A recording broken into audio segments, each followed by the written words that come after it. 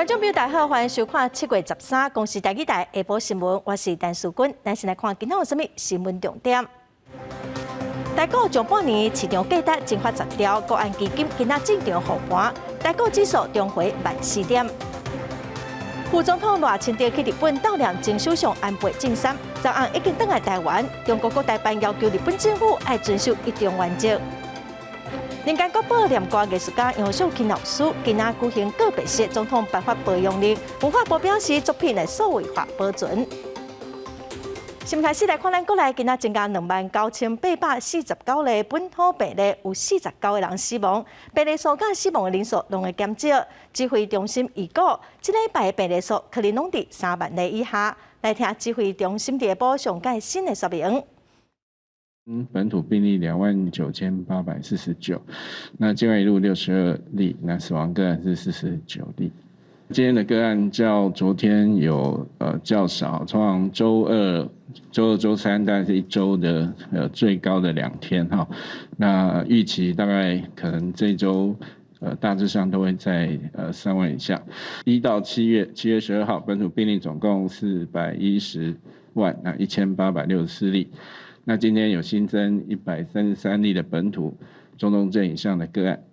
49例的死亡个案那这个单日49例，仍然是5月25号以来的新低点那这次的死亡个案是从90多岁到40多岁。从明天开始可以下载新的格式这个是叫做 SHC 格式。目前主要参加的除了美国以外，还有日本、加拿大、澳洲的雪梨等等先前我们已经用了这个欧盟我们叫 EUDCC 的格式。各国的边境管制措施不太一样所以再次提醒，就是使用前还是要查阅一下各国相关的规定再来看中华一个4岁查甫囡仔，即阵目确诊，开学了后，却常常头痛甲真严重。医师检查发现讲，伊的脑部有一粒6公分大的肿瘤，开刀了后就一直昏迷亲戚朋友伫面册铺文，望讲大家帮这个弟弟加油。也毋过，这查甫囡仔伫今仔较早已经不幸过往了。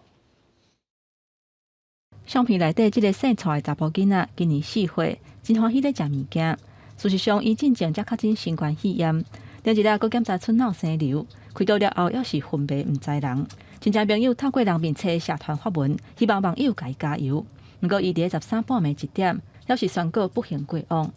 他来的时候脑压很高，已经出现尿崩症了。尿崩症就是脑部严重受损，所以变成他的小便控制不了，所以盐分就是这种水分一直流失，盐分留在体内，所以像这种情况，脑部会恢复的机会就蛮低的。病院这边表示，脑生瘤甲新冠肺炎是2种无同款的疾病。这个生出来查甫囡仔伫咧中华去互医生看的时阵，有酒精甲眼尾等等的症状，转送去台中营总检查出来小脑有生6公分的瘤，去得着脑干、脑压欠悬，地属脑的骨髓水去踢着。虽然有紧急开刀，嘛有用 ECMO， 不过还是救无转来。医师提醒，囡仔口语的表达有限，若是发现囡仔的活动力降低，家长都要提高警觉。痛到打头，那个就蛮严重的了啦。这时候在之前是不是有说小朋友痛到说吃饭也吃不下啊，或者是说懒洋洋的都不想动啊？那个小朋友他大部分都会以这样来表示。囡仔脑生瘤较无特定的症状，早期要发现较困难，等到瘤变真大粒，才会开始头壳痛。不过，囡仔脑生瘤要是有相关的症状会当观察，可比伫半暝清早化头壳痛，一直吐或者是爱困，表现感无好等等，建议家长应该要量早带囡仔叫医生看，详细做检查。记者综合报道。国安基金昨午宣布，讲要正常护盘。今仔台湾股市一开盘指数就重回14000点，上关是去超过450点。也毋过外界质疑讲正常护盘的时机上过早咯，嘛宣布了上过临时。国安基金的执行秘书嘛出面澄清讲，因为昨股市落了上过头，交易量是严重求水市场卖股票压力真大，反倒讲会阁继续落，才决定讲要正常护盘。落尾今仔台湾股市是收伫14324点，落尾是去374点。台股一开盘就冲破14000，因为第12暗财政部发声明稿宣布国安基金要正常护盘。13台股受到激励，一开盘就冲到14194点，去244点，一直到早起10点半，盘中上悬是冲到14386点。北区436点。国安基金基本上是不只是提供了这个信心，它也提供了子弹，在下跌的空间很有限，这个行情应该会慢慢逐步垫高。富国神山全指股的台积电股价随变红，一开盘就起到470块，盘中股价继续向上冲，上悬是起到472块，起23块。电子金融股拢是红记记，继续的推升台股。不过外界这期国安基金进场的时间伤早，而且只敢一天的行情。财政部处长同时也是国安基金的操盘手吴清华强调，今年顶半年台股总共已经盘3393点。盘爆超过23%，而且今年到即马外资卖超总共已经超过9000亿，台股的期待已经蒸发10.1条。敢若是7月份台股盘超过300点的就3天，市场规拢是惊吓性的卖压气氛。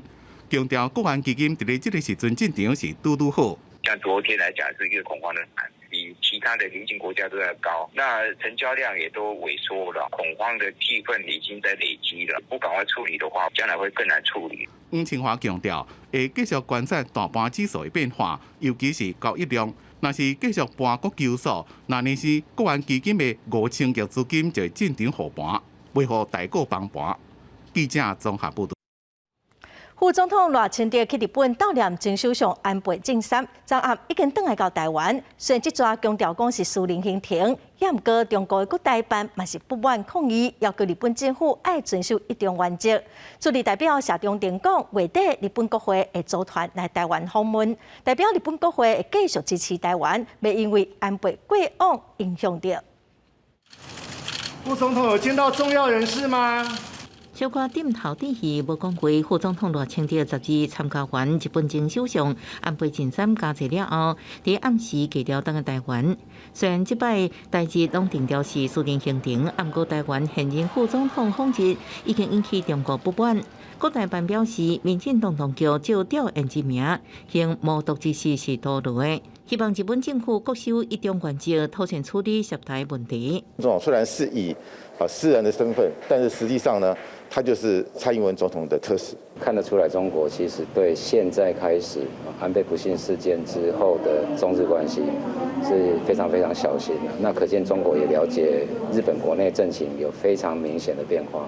学者分析，即摆按电政府发予赖清德签证，也有意显示无阁烦恼中国的反应，对台湾关系也强化无变。另外，主席代表谢中廷伫面前表示，日本国会跨党派团体思考日本安全保障机会，总共7位国会议员会伫月底访问台湾，代表日本国会对台湾支持，袂因为安倍前首相的过身而消失。不论是成员的名单、访台的旨趣、相关的行程等事宜，外交部我们都在安排当中。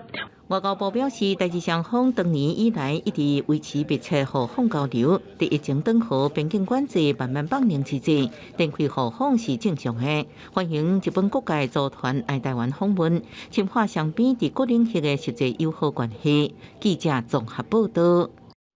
前新竹市长、民进党桃园市长参选人林志坚的论文争议继续的传烧。中华大学今仔发声明表示，讲这几天学校受到外界误解甲抹黑，互老师学生真困扰。另外，台大校长关仲敏针对论文的争议嘛表示讲，等下学校调查结束就对外公布。林志坚是无阁继续回应。就地回溯行礼。前新竹市长、民进党桃园市长参选人林志坚，早起到日本台湾交流协会台北事务所悼念安倍。不过，各界继续伫咧关心林志坚台大国法所硕士论文敢若是抄袭的案件。台大校长关仲敏也第一遍对论文案发表声明，讲学校若是调查线，就会对外公布，袂凊彩准过。我的说明都在上次的记者会里面都提过了哈。那对于其他的这个说法哈，我都没有其他的回应。对论文抄袭的问题，林志坚低调无回应。不过，那也继续伫咧讲伊的代志。这个林志坚伫咧中华大学所写的硕士论文内容，是抄德国委外研究报告，高文体用作为当一人大学性批评。资料会当引用德国的报告，不过心得是袂用照抄。这段文字，林志坚认为完全就是抄袭竹科的。那后面我们画红线的地方也都一模一样。你看到你的同学就是把那个参考书上面的那个文字原文不变的全部抄到他的新的报告。老师，你会给他几分？如果我发现的话，这当然是拿回去重写嘛。对林顶间论文抄袭的案件，中华大学13也发声明讲，学校几多天来互外界积极批评，造成师生的困扰。有关论文的争议已经由校内外的专业人士组成审议委员会进行调查。记者综合报道。再来看台北市长郭文德以破坏财政纪律，从任以来的拒绝发中央敬老金。也毋过台北市议会是做出决议，要求爱开放发放。台北市副市长黄珊珊讲，今年就会开始发，嘛表示讲下晡会开记者会，详细来说明。也毋过郭市长是讲，伊未出席记者会，和哪里议员拢正不满。伫议会决议之下，台北市长郭文德一上年度停发的敬老金会伫任期最后几个月来恢复，金额差不多是1200块左右。台北市政府会伫13号下晡来进行记者会公布内容。不过郭文德讲伊会真侪是未来参加。最后防务市长想出一个办法，所以我觉得下午就让他来说明说，他想出来的办法是吧？如何兼顾财政纪律的议会的要求，还有整个不再有指示的种种的方法。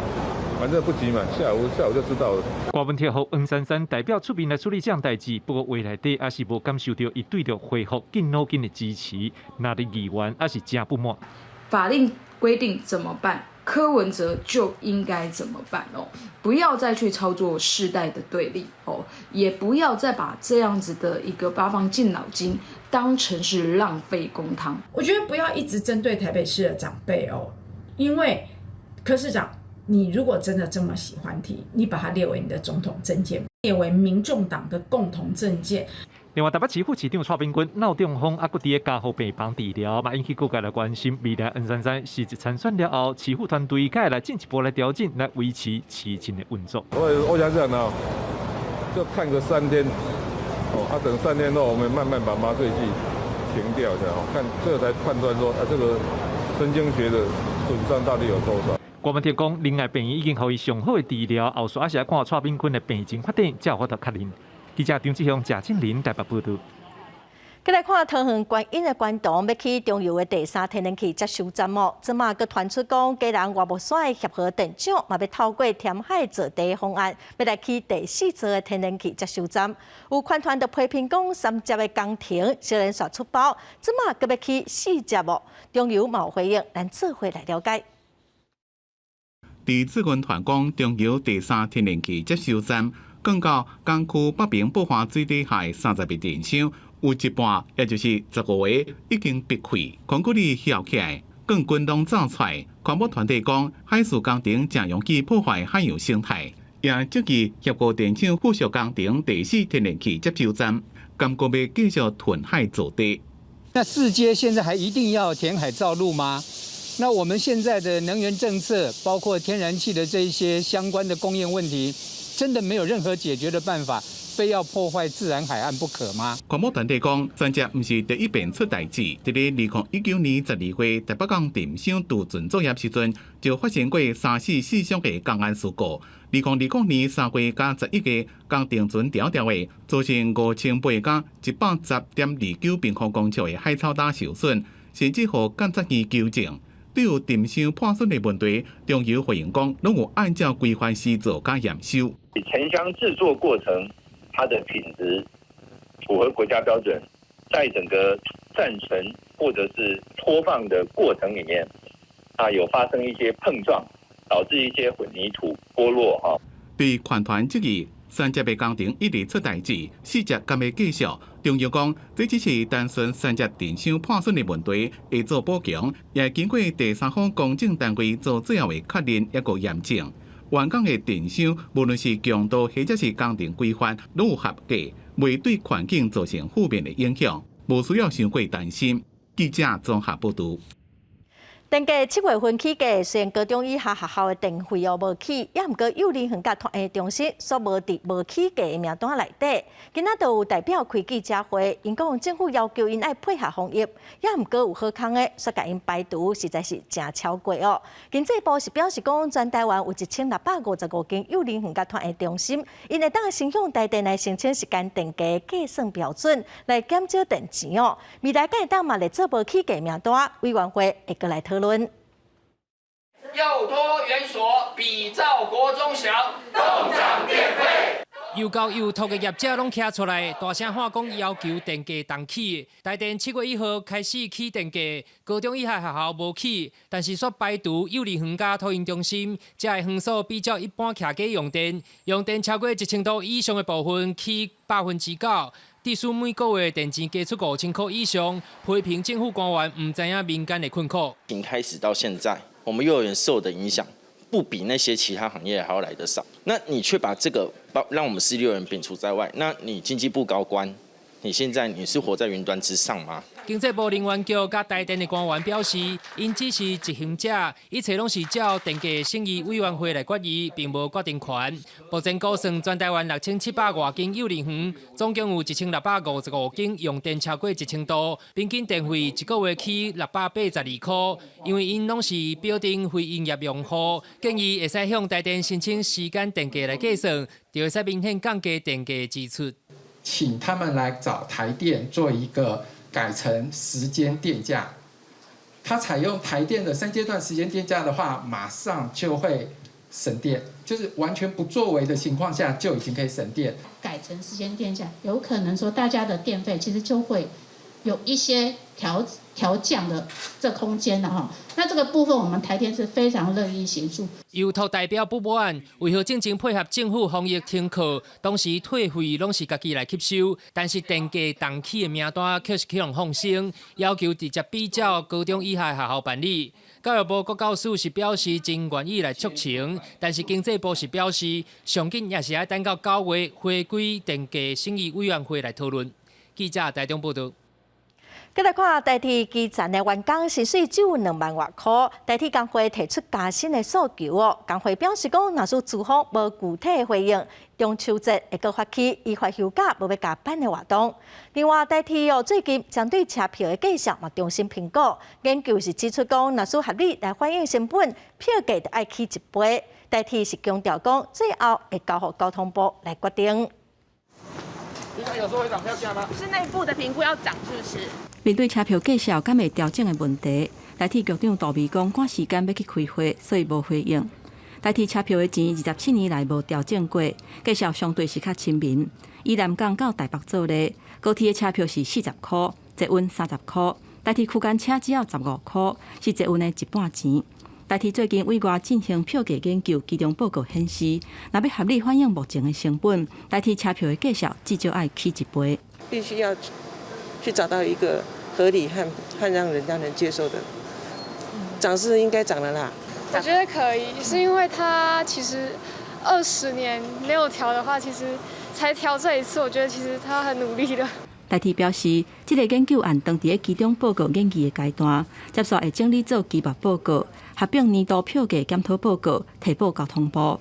车票的计价敢会起也唔知，不过台铁企业工会提出抗议，台铁应该要有合理的票价，而且要同步调整员工的待遇，若无就是甲员工软土深骨。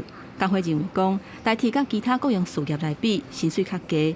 以上加新进人员的薪水做例，敢若有24640块，还阁要扣健保等等的费用，早就应该要调整待遇，这个会争取到底。若无排除，会阁发动集体休困白加班。交通部的部分里面赶快尽速来跟我们做一个协商的一个调薪的动作，跟大家一致的共识。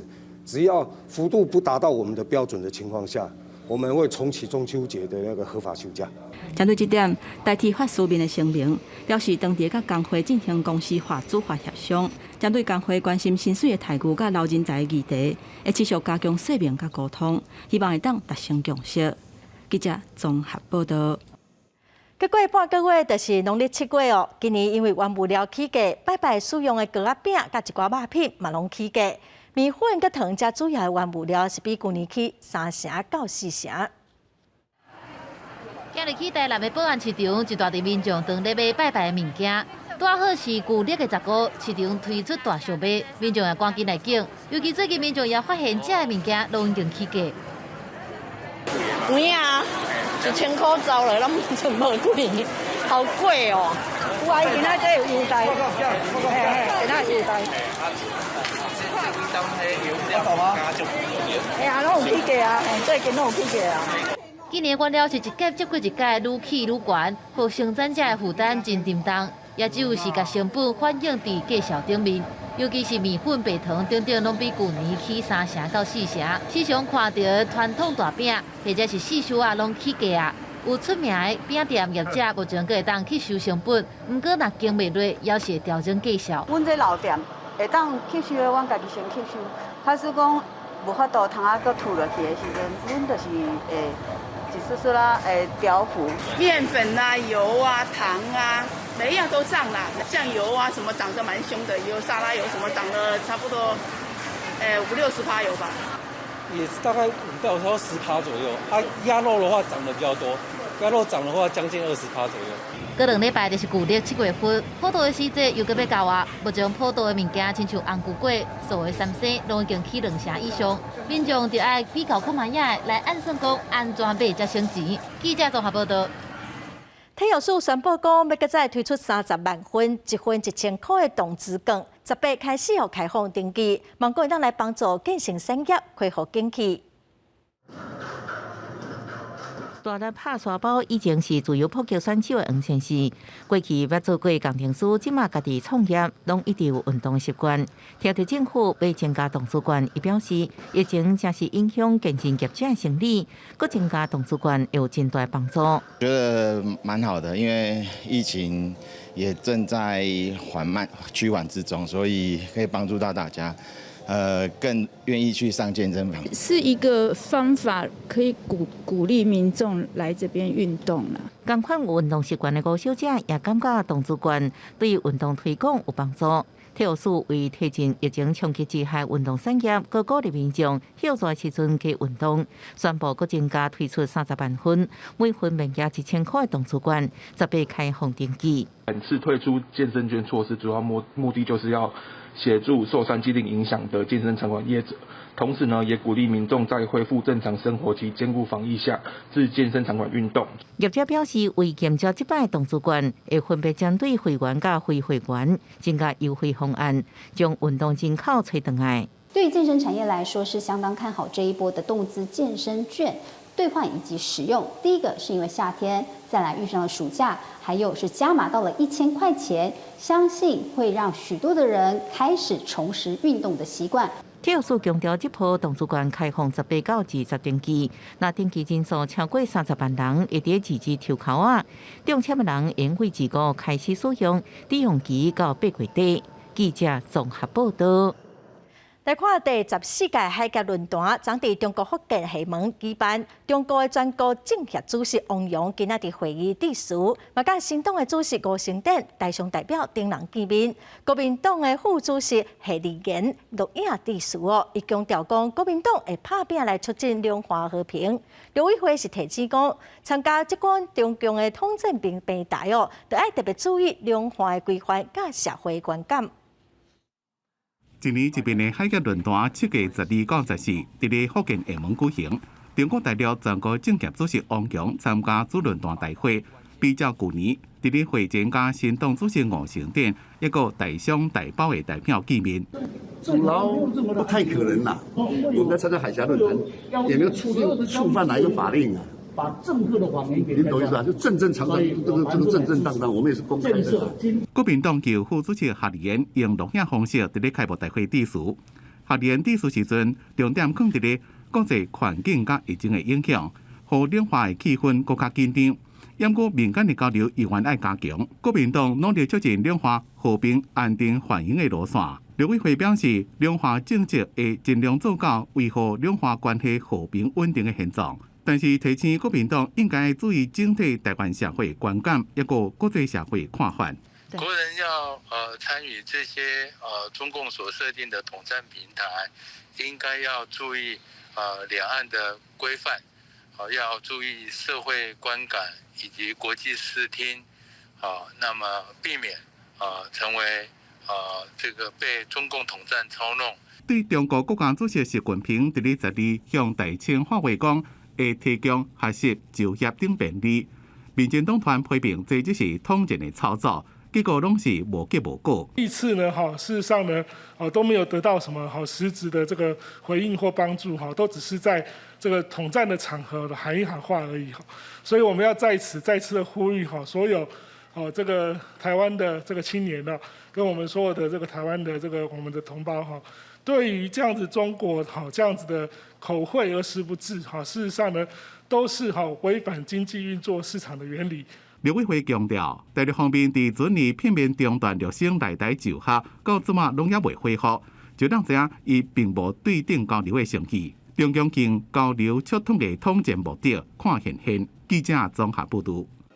斯里兰卡这国家破产已经落台拉贾帕克萨总统今仔早起坐军机逃亡到马尔地夫。有消息嘛指出讲，伊的亲弟弟前财政部长嘛已经落跑了。示威群众伫总统府外口继续抗议，表达诉求。不过因唔知影原本公布13要落台总统拉贾帕克萨人已经无伫国内。美联社报道指出，根据一个无愿意透露姓名移民官员的讲法，拉贾帕克萨带太太甲2个保镖坐斯里兰卡军机去马尔地夫，降落伫首都马来。另外，英国广播公司 BBC 引用消息来源的讲法，拉贾帕克萨亲小弟前财政部长巴希尔拉贾帕克萨有美国籍，也已经离开斯里兰卡去美国。Announced that he's stepping down on tomorrow, 13th July, but we don't trust him at all with the experience which we had from the past, which was given by Rajapaksa. 法新社报道指出，今年73岁拉贾帕克萨有总统职权的时阵，有逮捕协平权，伫个落台进程到出国，被认为是用来避免被抓的可能。根据官方消息人士讲法，总有1785万斯里兰卡卢比现金，合新台币差不多150万的一卡皮箱，还佫留伫官舍无提走。这笔钱已经被法院留落来。总统12准备坐飞机出国时阵，刷卡伫国门，甲机场移民官员发生侮辱性对立。迄时阵，伊用烦恼其他旅客报复为理由，搁再用公共柜台办理坐飞机的手续。移民官员是搁再进入贵宾室，替伊登起仔。伫错过11有4万可能将伊带去阿拉伯联合大公国的航班了后，就伫机场边仔一个军事基地度过一暝，最后是坐军用运输机离开。Whether the government leadership will actually go, although the president has said that he is resigning, he has said this apparently to the Speaker of Parliament. He has not addressed the people directly. 斯里兰卡经济崩盘，宣告破产。经济周外群众冲破封锁线，创日拉贾帕克萨官舍。迄时阵，杜总统出道的风声，总理威克瑞米辛赫客家也被放火。伊表示，若新政府成立，就会离开。不过示威者领袖表示，无看到2人真正落台，因未离开。另外，国会机关虽然当期下礼拜选出新总统，所伫12的时阵，对调查新政府的代志，无法度做出决定。公司新闻恩文玲朋友。来看全球上好野的企业家马斯克，顶礼拜伊推特有上侪假的口罩，宣布讲要退出440亿美金收购推特的计划。因为马斯克唔但违反协议，佮一直破文敲死推特公司长就对马斯克提出告诉，嘛要求讲伊爱遵守合约。马斯克11日个人的推特打出市场相片，敲死推特进前讲袂好买去。佮讲无愿意公开假账号的信息，即马因想要去法院，叫马斯克甲伊买落来，因就要伫法院顶悬，甲假的口罩全部公开。这市场相片看落是真畅手，因为不管马斯克各方面提出收购案，还佮甲因敲死、甲因攻击。推特12正式去德拉瓦州法院告马斯克，要求法院命令这个全球上界好野的人，对于进前讲要买推特的交易，都要照聘照行。推特伫法定的文件内底指出，马斯克的行为正是伊想要闪过伊伫自由意志之下签的一份有法律约束力的合约，而且伫过程当中伤害推特，因为被告的违约，推特已经受到损害，而且持续受到无法度弥补的伤害。Reputation-wise, there's not a clear winner. I think to some extent they're both losers. Protracted, long battle in court that will take many months, potentially.well into 2023. 马斯克甲推特伫今年4月份，以每股54.2美金的计数，总价440亿美金，讲定这个收购案。不过因为假口罩的问题，消防一直完袂煞。推特讲假口罩无甲误拍，马斯克认为实际上的数字是加真济，特别用这个理由指控推特违约，宣布结束收购。推特为假口罩监督的问题辩护，讲要依法逼马斯克完成交易，内底还佫包括10亿美金分开的费用。I think consensus view is that ultimately it's probably Twitter that has the edge legally going into the Delaware courts. The worst that could happen for Musk is that the court ultimately rules he needs to buy Twitter, something he doesn't want to own. 诉讼的消息传出来了后，推特估计伫盘后的交易小可有起，但那马斯克是还未做出回应。公司新闻是会中编译。过来的消息来看，花莲的富里乡人口一直在减少，今年人口已经无到1万的人哦。为了要来提高生育率，富里乡大会最近是通过生育奖励金发放的主题条例，一台要补助8万块，佮加上县政府的补助2万块的生活津贴，所以生一个计共是会当领到10万块。花莲富里乡因为正偏僻，这几年来人口外移加上生育率低的问题，一直困扰乡民。为鼓励少年人提高生育率，佮减少饲囡仔负担，为7月份开始要发放生育奖励金。我们这次代表会通过了，每一胎补助8万，然后呢还有2万块的生活补助，就是给他买奶粉啊，还有尿布这些等等。富里乡人口每年下降为108年，10161人到111年只剩9714人。乡大会决议为7月份开始，若爸母一边照实际满6个月，每体新生儿应补助8万，加上原付2万津贴，总共应领10万。有这个补助会觉得比较轻松，我们压力比较没有那么大。如果有这个补助，让我负担更轻松，我会想要再多生一台。不过，有人认为，这么大环境无价悬，薪水无起，囡仔后边所需要开销才是问题。我目前有2个了啊，但听到这个是还不错啊，但是要我再生的话，应该也不会再生了，因为2个的小孩的成本啊，主要是贵在照顾啊，时间成本很高啊。公所强调，这摆生育奖励金一体补助8万，上下一人6万，已经是全国上悬。推出重点就是希望提高乡民生育意愿，维持乡内人口数。所以囡仔出世3年来户籍未当刷出，啊若无会依法追回。记者综合报道。高雄大社的石化工业区因为空气污染，市政府伫2019年通过这区要降变做污染程度合格以上的工业区。也毋过送到内政部营建署已经3档了，还未完成审查。地方的民众早起甲环保团体到行政院南部服务中心抗议因表示讲会提出诉愿来追究内政部失职。降一边，面对政府有点降一边，大社居民要提告。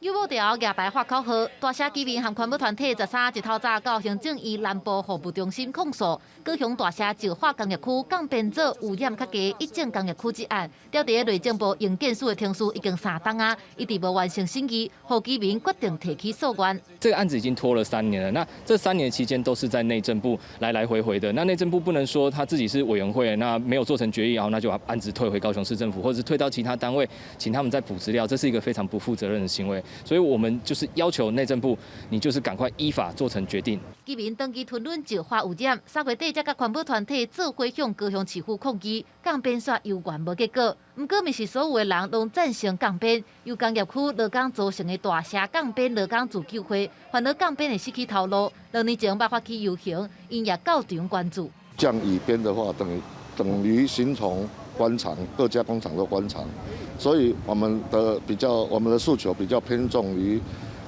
降甲边这样，降甲边，让我们石化业继续生产整个产值，继续营运。支持和反对的民众拢因的考量，加在现场双方是无发生冲突。南部服务中心也派人接过居民的请愿书，面对诉求无直接回应。不过大社降边一直拖，让居民、工业区的业者、劳工拢真不安，也希望政府赶紧提出解决的方案，让因唔免搁上街头。记者综合报道。云林县水利署去年伫大鼻乡林河国小设一个地下水的观测站线顶随时拢会当摕到观测的资料，对地层下陷的监控甲分析帮助是真大。后山卖搁伫元长国小、搁靠湖的金湖国小，搁有大细海防水厕所来设地下水的观测站。将仪器放落去监测目前这个所在地下水位，再搁透过手机摕到即时的观测资料来分析。为着要防止地层下陷的问题继续恶化，水利署去年伫咧云林大鼻乡的仁和国小设置地下水观测站。 在这个国小有大概5个水位的观测器，还有一个地层在内观测器那可以把这个周边大堤主要的地下水分层的水位可以及时线上来获得相关资讯。对于云林来讲，不管是土地面积、农地使用种种对啊，不同重要是讲咱若是高铁行经的这个主要关系克服这个真大的环境造成的这问题。云林县地层下陷的问题真严重，有时阵有较改善，有时阵搁较恶化，对居民甲高铁的安全拢带来威胁。除了仁和国小以外，水利署也规划伫咧元长国小、金湖国小，也有大溪海园水试所，搁在设置观测站，总共7个站。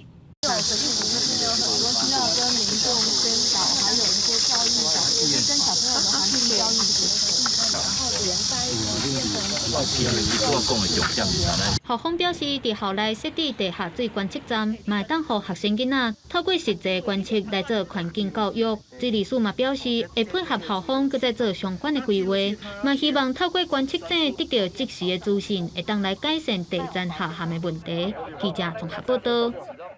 为着要强化建物的管理，法务部推动用数位的方式来保存建物。台北桃园有台中会先来试办。刚更正验权标准就随倒起，正式启动司法联名链。法务部伫咧13办发表会，司法、检警调高层，也有行政院重要官员拢总有来参加。证据是案件的生命我们常讲说铁证如山如果没有证据，一切都是空谈。 将数位证据加以上链之后这个数位证据是不是已经被篡改？这个变得就无所遁形。为了要强化证据监管，院、检、警调等单位利用区块链技术设置司法联名链，未来摕到证据了，会随上链，透过数位化管理，加一份证据保存的方式。若是证物被篡改，会让入去验证系统查看是真的也假。里面的档案不是当时的统一性的原始档案。自司法警察口一直到法庭审判，和证据保护真实性、有效性加合一性。那未来呢，我们会从台北、桃园还有台中那么检警调还有审判机关来进行存证跟验证，来使用在司法程序的进行当中。除了伫咧政府的监管积极布局，法务部长蔡正勇也强调，针对年底高学历大选，将会由最高检察署来统筹办理。各单位拢已经部署好势，透过科技等方式来查费，切断不法的金流。记者综合报道。大学分科测验张考刷专教会是指出讲，这届的考题是真创新，有回应新课纲的素养。也毋过题目拢出了上过长，佮加上出题的方式，甲以前嘛无啥共款。学生囡仔要伫80分钟内底写完，可能会较困难。重视阅读的理解能力，符合108课纲强调的探究加实作。头一摆举办分科测验，真侪教师团体分析，整体来讲题目是真创新，看会出学生的程度差别。毋过题目的数量甲困难度的编排，物理、化学、生物、历史、公民这几科，恐惊拢互学生写袂了。过去我们主卷可能会先易后难，但是这一次历史科在主卷上面，它可能每一题它的难易度不同，所以对学生来讲，他其实作答他就需要不断的去转换它的一个难易度。题目毋是为简单排到困难，有一寡题目嘛写甲，互人需要时间去理解。专教会建议大考中心应该搁再研究调整题目的数量、困难度甲考试时间的比例。因若分科测验的成绩27个出来，刷落来就要填志愿学校。毋过因为无考国文、英文甲数学1，有的校系是直接看学测的成绩，而且佫改做60积分制。互高中的老师甲升学辅导的专家拢表示，真歹预测会读到什么学校。建议大家都把它填满可以尝试多一点点的往前填，因为大家都不知道那些分数会怎么变化嘛，更何况有些校系的采集方式大幅改变之下，大家对那个分数也不会那么有感觉。大家校系拢无前例会当参考，敢若会当以旧年的数据来换算。不过今年嘛，因为考生敢若剩29000人，个人申请嘛，还阁剩1万个课会当来分发。老师甲专家拢认为，考生应该先填有兴趣、有把握的学系，尽量甲100个志愿拢填好满，才袂考高分煞读无学校。记者综合报道。年底要选举哦，今仔早起有民间团体就指出讲，有真侪少年人细厝无法度设户口，也是学生仔住伫宿舍嘛是共款哦，所以要投票拢爱返乡。因呼吁政府应该开放学校的宿舍，互学生仔设户口，嘛爱赶紧来推动细厝的登记，互细厝的人会当设户口。坐起哩回乡投票的专车，真侪少年人要转去实行公民权，阁真晦气。因为一寡人住宿舍，有一寡人伫外口睡厝，根本无法度设户口。赵文指出，2021年电信适龄人口的统计，头一届用手机定位分析人口的分布，有6个县市，包含双北、桃园、台中和新竹县市，平均日暗时的人口是比户籍的人口阁较侪，计共超过120万人。可以很合理的推论，事实上这120多万人里面，最大宗，绝对就是现在我们所谓的租屋族，而且这个租屋族里面又以年轻人跟学生是占大多数。赵文批评讲，伫当地无设户口有真侪问题，其中会产生厝主有票、厝卡无票的局面。廖准讲，细厝的人有细厝的困境，也无法度正做地方选举买争取的议题。因安尼也呼吁讲，莫阁互细厝的人正做议定的公民。没有户籍也没有投票权的学生呢，就仿佛在市政讨论之中真空一般呢，在各项的政策讨论中都成为被忽视的一群，进而无法影响公共政策跟政治人物，然后导致呢这个政策讨论持续忽视学生的这样的一个恶性循环。赵文诉求讲，要互户籍、甲政治、佮社会权利深度白做伙，就要落实户籍法。第二来爱检视敢有厝卡，互厝主拒绝设户口，若有就要介入协助。长期也就要推动细厝登录，来保障厝卡稳定的居住权。另外，针对住宿舍的学生，保证地转以后设户口伫宿舍的学生干嘛0.1%，学校应该甲学生讲，来互因设户口也受理申请。记者综合报道。人间国宝念歌艺术家杨秀琴老师6月17过身，食到89岁。今仔伫家人办告别式，文化部长李英就代表总统蔡英文颁发褒扬令，感念老师对念歌艺术的贡献。嘛承诺讲会甲念歌做数位化的保存，互这款艺术会当继续传承落去。颁证褒扬令。文化部长李英德代表总统颁褒扬令，予一生为念歌走唱70多年的人间国宝杨秀卿老师。告别式伫咧13透早，家人设立殡仪馆举行，传统艺术界拢来致意，对老师学艺10多年的艺生特别唔甘。望着老师讲，即摆会行好，嘛看有，毋若讲会行会飞，真欢喜就对啊啦，嘿啦，无病无痛安尼。失眠佫毋捌字，结果上台了后呢，自头到尾全部押韵，这就是咱台湾的所谓的游唱诗人啦。别人啊，靠运气咧，安尼叫我要点要倒，哎呦，我无法度咯。一款歌百款式，杨秀卿唔但是国宝级念歌艺术家、无形文化资产的保存者，伊也是口碑歌的开创者。尤其一人变声，因各种角色是上界红学老。文书界烦恼无文字的口碑歌流失，呼吁政府紧保存。文化部过将伊迄个过去伫电台啦吼，伫各所在所表演的迄个作品吼。会收集起来吼，保存数位化吼，互少年吼会使有机会来学习。除了数位典藏老师表演过的内容，文化部也会办音乐会，纪念老师为土地、为文化的贴心。关系念歌保存再利用版权的议题，文艺界表示，是毋是向台湾共同文化财来做，后续会当来思考。记者阿敏晶曾派文家人报道。疫情期间有真侪民众也是学生囡仔爱伫厝上班上课。屏东县万万乡的图书馆就传18台平板电脑来提供民众使用，买当免费借回去厝里14天。拢总18台新型的平板电脑摆伫桌顶，拢是屏东县万万图书馆提供的设备。若准民众的户口伫万万，只要查身份证去图书馆申请，就会当免费借平板电脑14天。那之前有30台笔电，因为有10年的一个历史了，所以有点老旧，因此今年就全数报废。那么我们的乡长就指示说，我们可以盘点我们馆内的一些设施，结果是有18台的平板电脑是可以提供外借给吴乡亲。万万图书馆为2010年开始，就有咧互人借电脑，总是到打10年外，设备拢伤旧啊。不过这2年因为疫情，真侪民众爱踮厝上班、上课，厝内煞无电脑。这阵向你全新的平板电脑互人借，民众拢真愕乐。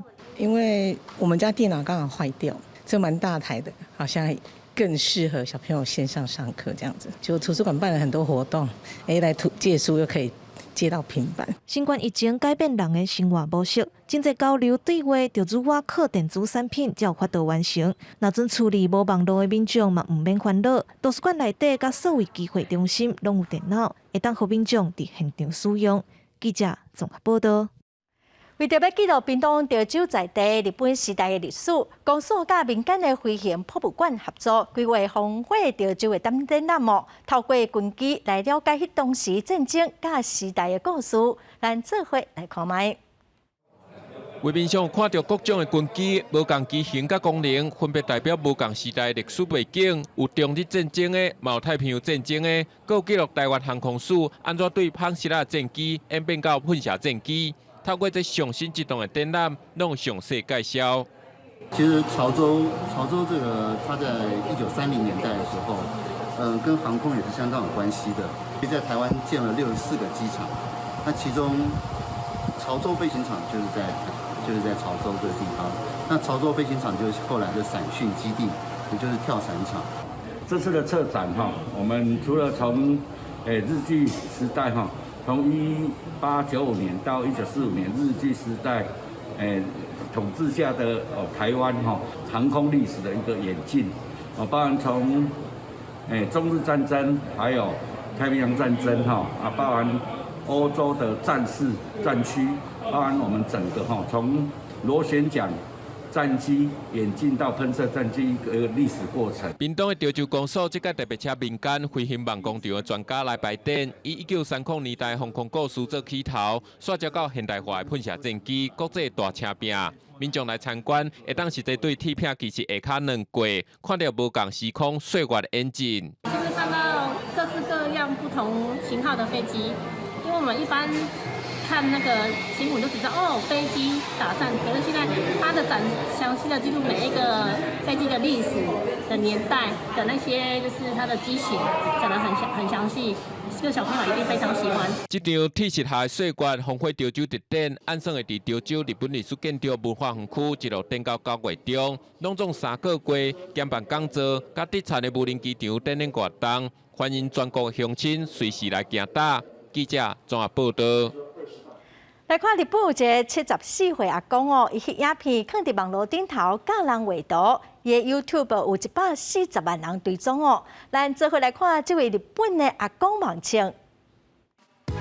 翕影片，教人要安怎伫5分钟内画一张真水的树啊！伫个 YouTube 顶头，这个影片互人看过的数字是627万解。伊就是日本即马真出名的 YouTuber， 叫做柴崎春通。柴崎春通今年已经74岁的柴崎おじさん，过去本来就是一位美术老师，一直伫教人画图。5年前，伊的后生鼓励伊翕影片，放伫个 YouTube 顶头。柴崎おじさん则开始用简单的手机甲麦克，将伊画图的过程翕落来，加做影片互大家看。柴崎おじさん经营的 YouTube 平台，毋但教人一寡画图的专业知识，分享伊画图的技术甲方法，伊嘛像抽奖共款，抽出支持伊的人寄予伊的画图作品，来分析这张图要安怎画才会更较好看。伫过去2档 COVID-19 疫情期间，爱看伊的 YouTube 影片的订户，一时增加到140万人。真侪人讲，毋但是学画图，上主要是爱听柴崎おじさん講話的聲，互人感覺真溫暖。声が良くて、とにかく安心できるとか、ほっとするとか、なんか包み込まれるとか、そういう表現した方なんですね。因为 YouTube 的影片会当转做英文的字幕，所以140万订户内底，唔那日本人，世界各国的人拢有。互查嘅おじさん感觉，那亲像伫做民望。意外ですよ。だって僕の子供の頃はテレビもなかったんですもん。そんな時代から思うと、こんな時代来るとは想像だにできなかったです。虽然查嘅おじさん看起来笑眯眯，但事实上，伊的心脏已经捌动过6摆的手术。伊讲，伊即马年岁愈来愈大，目睭歹，手嘛袂稳，有法度继续画图的时间，加加过5年。伊希望会当留下更较侪的影片，互大家了解画图是偌尔啊趣味的代志。さあ、楽しんでもらえたかな？はい、またお会いしましょうね。はい、ありがとう。记者甘面演编译。日报报的天气，咱来看各县市详细资料。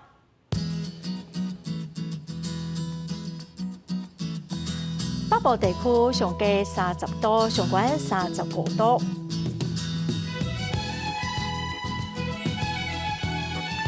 中部地区上低30度，上悬33度；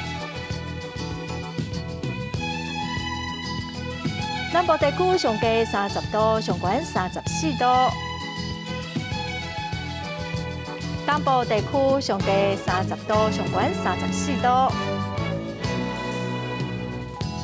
华岛地区上低28度，上悬33度。再来看未来3天的天气。